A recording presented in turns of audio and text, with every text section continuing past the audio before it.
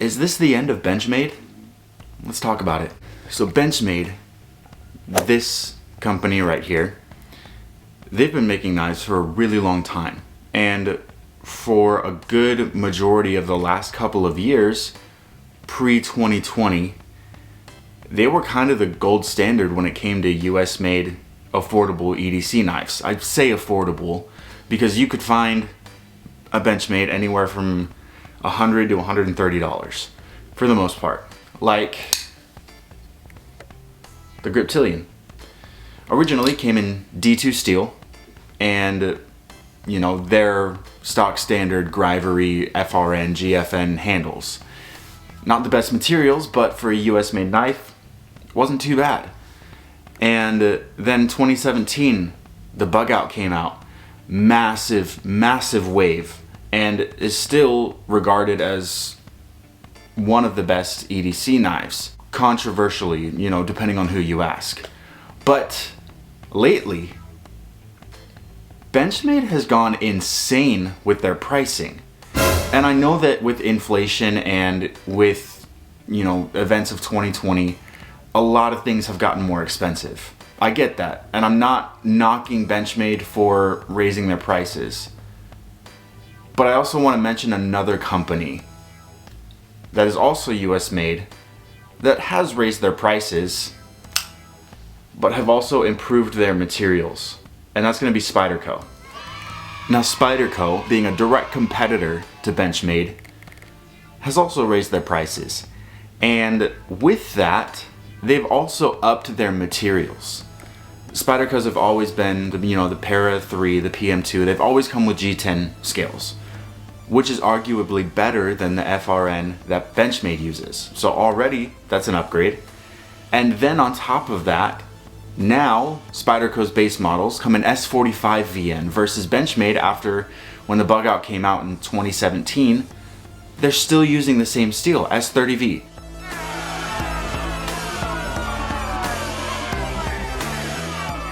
Not a bad steel, not the best steel out there as far as right now goes.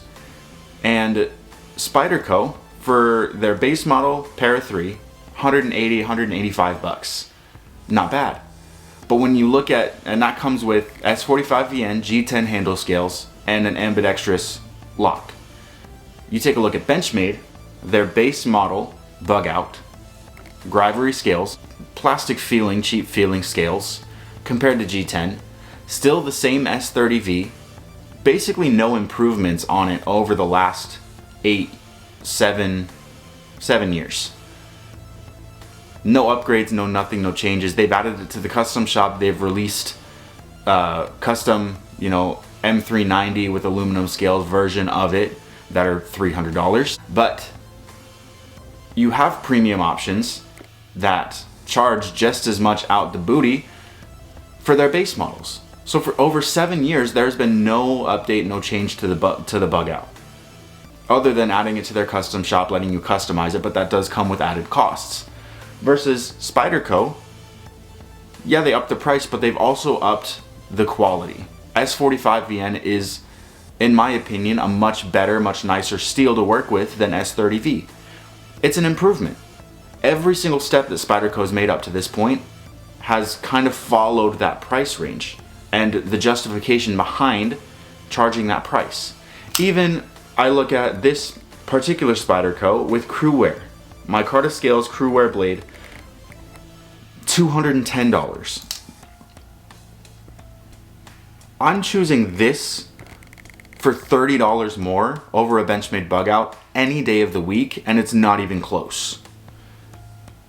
And then you look at what they released, I believe last year or the year before, the Narrows. I don't know what the blade steel was. I think 20 CV titanium handle scales for $600. That's Chris Reeve status, and Benchmade is nowhere near the quality, the fit and finish, and the craftsmanship that Chris Reeve is. And then you have all of the models coming out. There's even the bailout with M4 steel aluminum handle scales. There's now a titanium version, which I believe is close to $300 or $400. They're just going insane with their prices. And one of the reasons that I only have one Benchmade knife, and it's going to be my only Benchmade knife. Because at the time when I bought this, it was a pretty big deal for me. It was my first Father's Day, and this will always be a knife in my collection that I cherish and that I love and that will stay in the collection. But as far as me, that's going to be the only Benchmade that I ever own, unless Benchmade either decides to get better with their materials, start offering G10 on the handle scale, start offering better steel choices, but don't charge over $200 for the same knife that you released 7 years ago with no changes. Because I look at Spyderco and Benchmade as the direct competitors of each other. And if Spyderco is able to, one, up the materials, up the blade steel from S30V to S45VN, still using G10, and then on top of that, keep the prices pretty much exactly the same as where Benchmade is at. You take a look at the Para 3 and the Bug Out, very similar sized EDC knives that serve very similar purposes. I'm choosing the Para 3 every single day out of the week versus the Bug Out. Just because Spyderco's doing something different. They're making their knives appealing to buy over the rest of the market. I think this is the end of Benchmade as far as what we know Benchmade. They're not the same company, they're not the same as they used to be. Their name doesn't hold as much value as it used to.